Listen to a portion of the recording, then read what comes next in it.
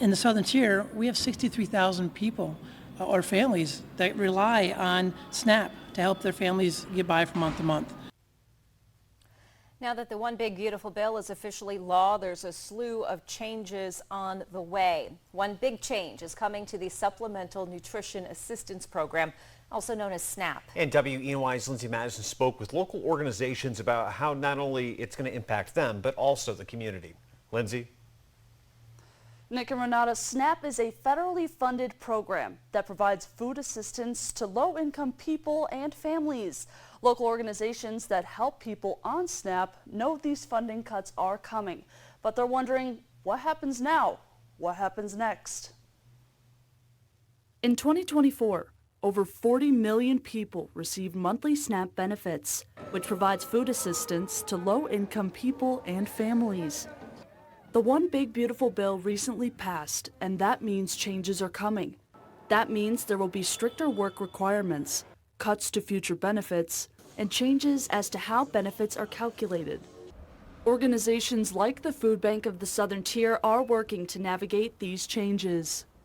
This bill means deep, long-term cuts of SNAP. And SNAP is the most effective anti-hunger program we have in the country. As benefits are reduced and food is harder to access, we know more folks are going to turn to us and our pantries for that support. And, we can't do it all.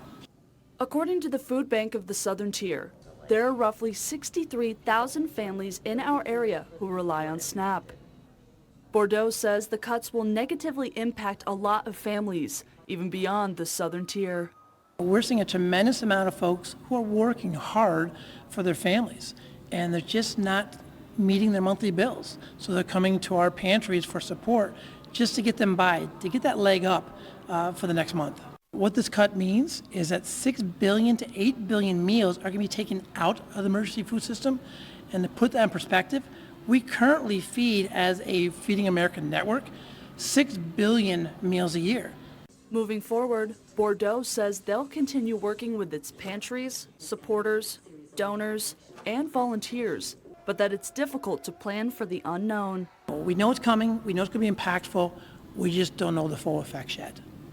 SNAP's nutrition program, SNAP Ed, would also be cut, which helps recipients learn how to eat healthy with the food they receive. Based on what's written in the bill, funding ends in 2025, which means September 30th, 2025, which means that we would have to work on closing out the program before then. But as many of us know, you never know how things are going to happen with the government. So, it could end sooner, it could end later. McKinley says things like food education in schools won't happen anymore because of funding cuts.